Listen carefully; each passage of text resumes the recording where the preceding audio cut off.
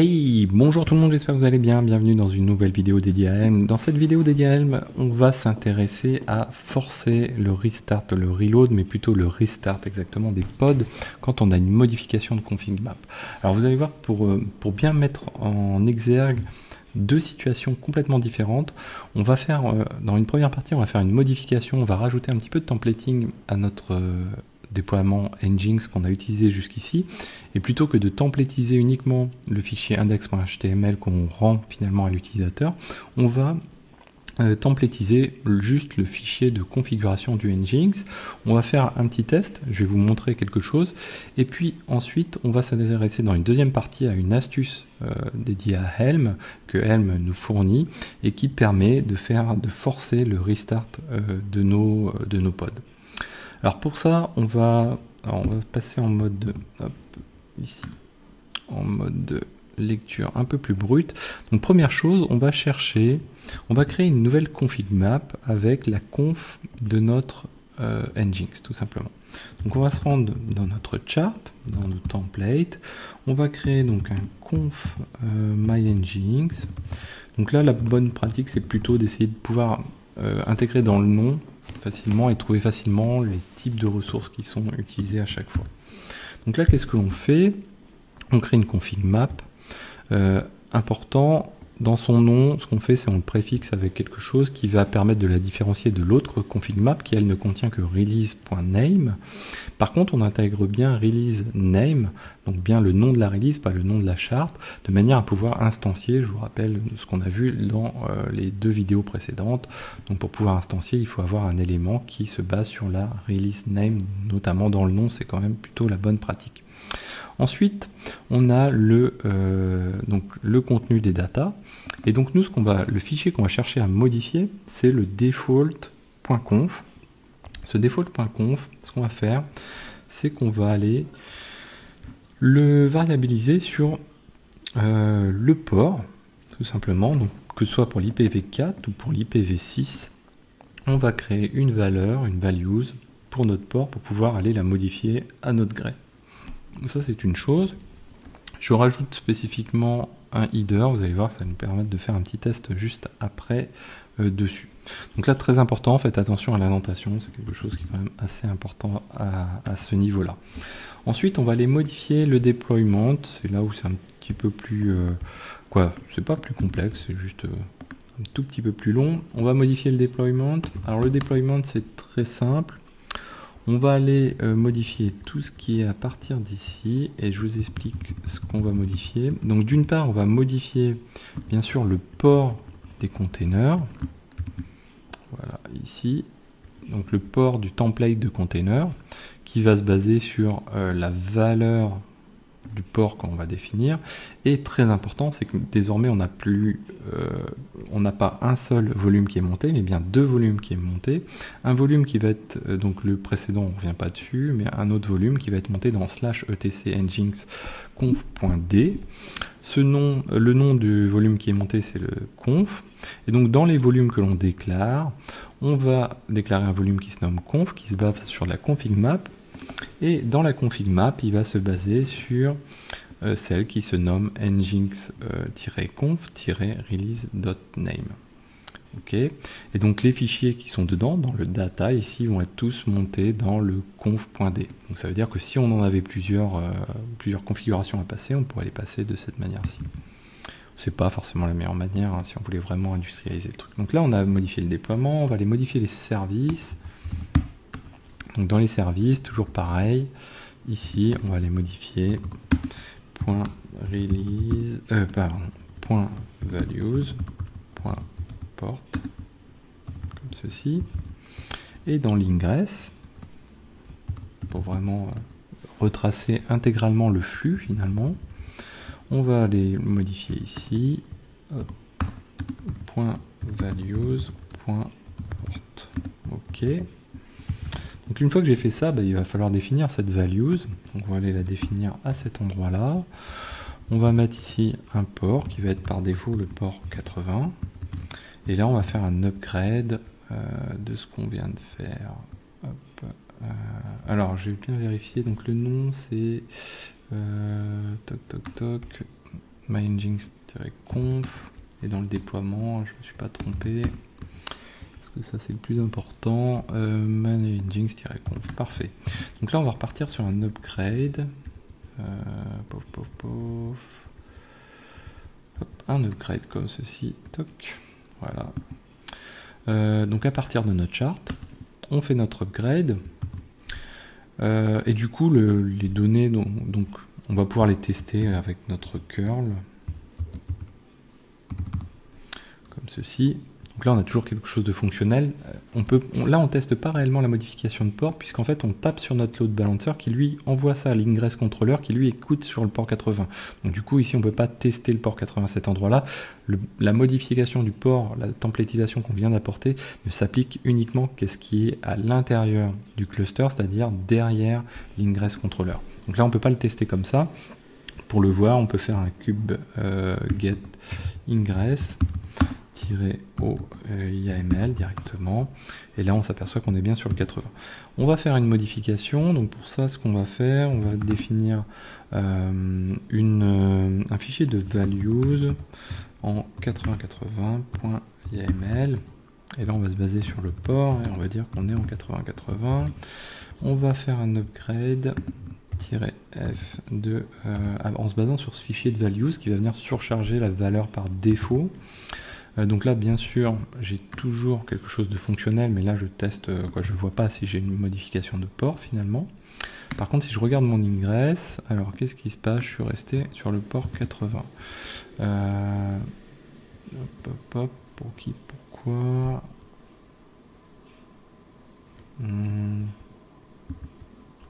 j'ai bien surchargé. Pourquoi il est resté sur le port 80? Ah non, je dis une bêtise. Ah, je regardais pas le bon endroit. Ok.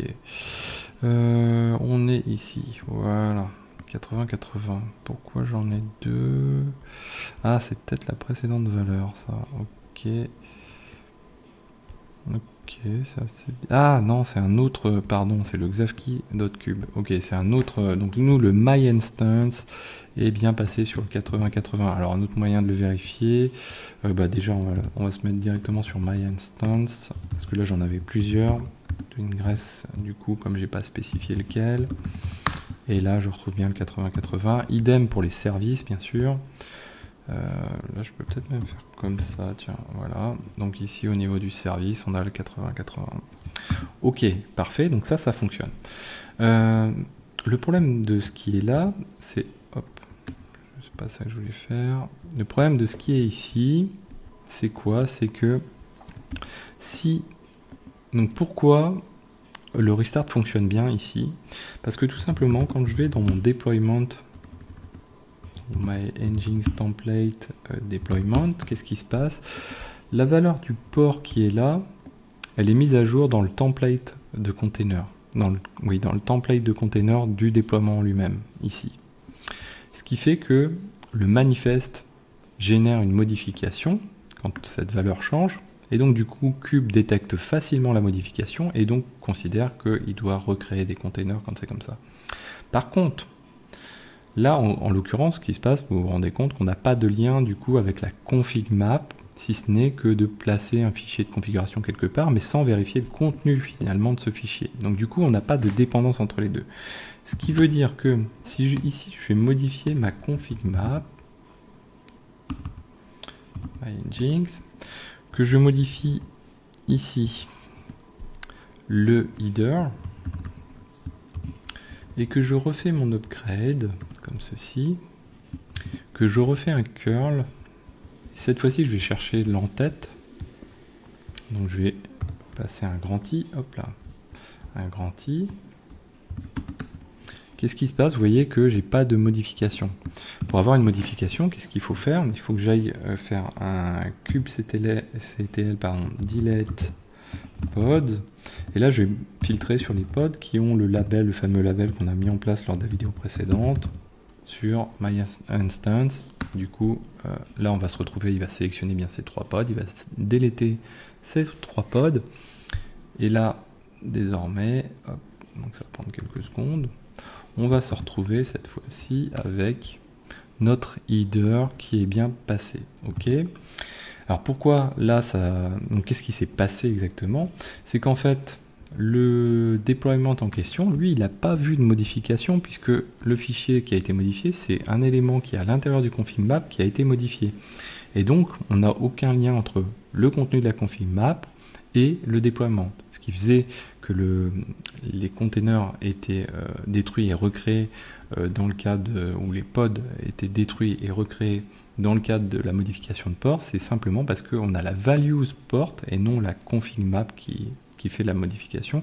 Et donc du coup, on se retrouvait avec un déploiement qui était modifié. Alors pour ça, pour contourner ce problème, elle me fournit une astuce très simple, c'est qu'on va ajouter une annotation dans le déploiement. Une annotation, donc elle se situe...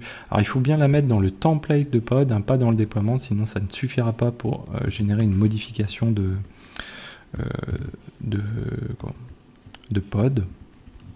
Donc là on a notre annotation, notre checksum. Ici, alors le mieux c'est de se baser sur le... Donc nous, notre fichier se nomme MyNginx, je crois comme ceci. On va bien chercher le bon fichier, donc je crois que c'est MyNginx là. Et alors qu'est-ce qu'on y fait? C'est qu'on a une clé qui peut s'appeler tititoto, ce qu'on veut, et qui va chercher donc à l'aide d'un include le contenu d'un fichier comme si on avait un template. Et pour ça, ce qu'il va faire, c'est qu'on fait un print, donc on récupère une variable générique qui va récupérer le chemin des templates dans notre chart, auquel on concatène le nom de notre config map dédié à la configuration, donc notre conf MyNginx.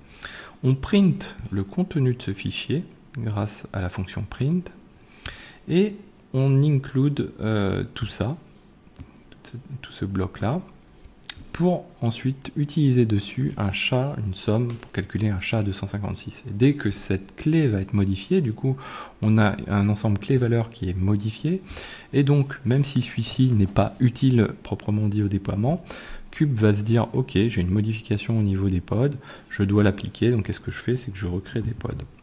Donc là, on va enregistrer cet élément-là. Alors, je me suis pas trompé, je vérifie quand même conf MyNginx, parfait.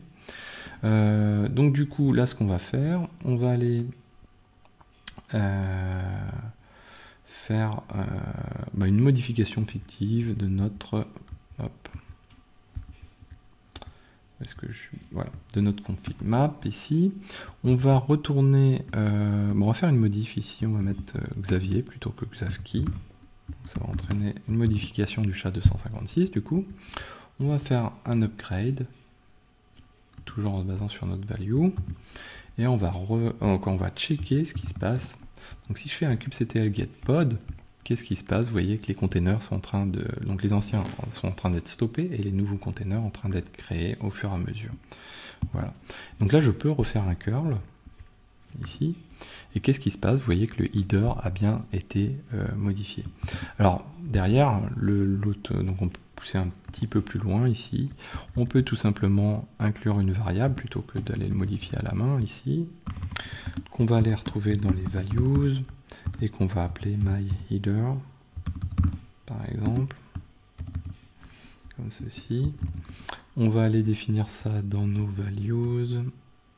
Donc déjà dans les par défaut, très très important, les valeurs par défaut, ça permet à quelqu'un qui ne connaît pas le fonctionnement de la charte, déjà de retrouver facilement les valeurs en question. Donc on peut dire par défaut ça va être Xavki. Et là du coup on va appliquer notre upgrade de nouveau. Si je fais un kubectl get pod, là on se retrouve bien avec de nouveau une nouvelle rotation, donc des containers, des pods supprimés et d'autres créés. On regarde, voilà. Donc là on va appliquer toujours notre curl pour récupérer l'entête, et là on a bien Xavki qui est repassé. Et normalement, si j'applique bien, donc sur le values ici, on peut aller tout simplement